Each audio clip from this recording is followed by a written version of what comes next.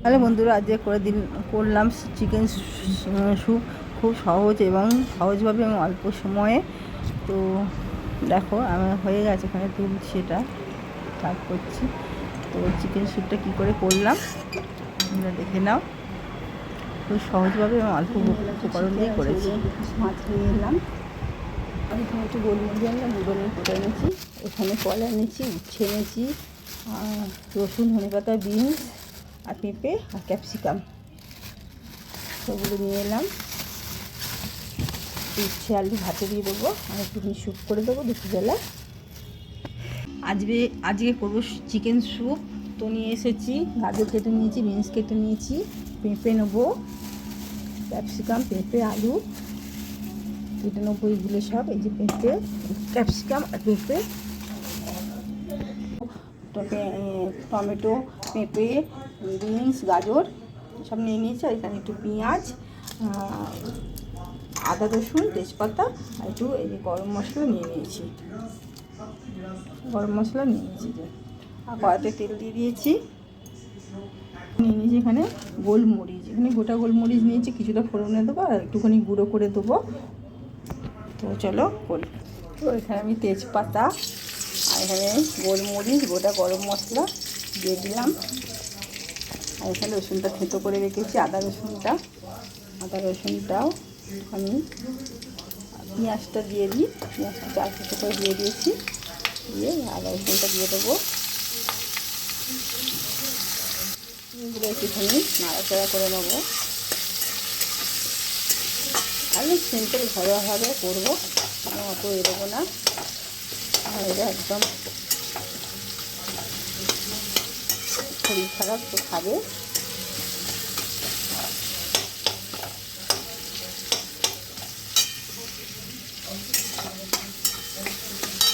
নাড়াচাড়া করে আলু,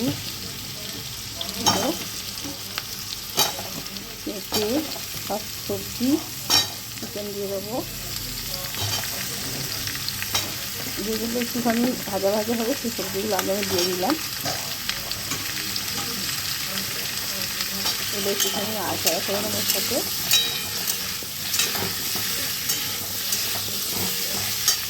চিকেন দিয়ে দেবো,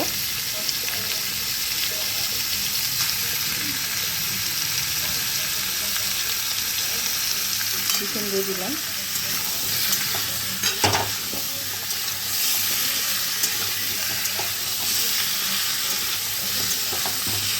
দিয়ে ভালো করে নাড়াচাড়া করে নেবো। এগুলো সব নাড়াচাড়া করে নিয়েছি।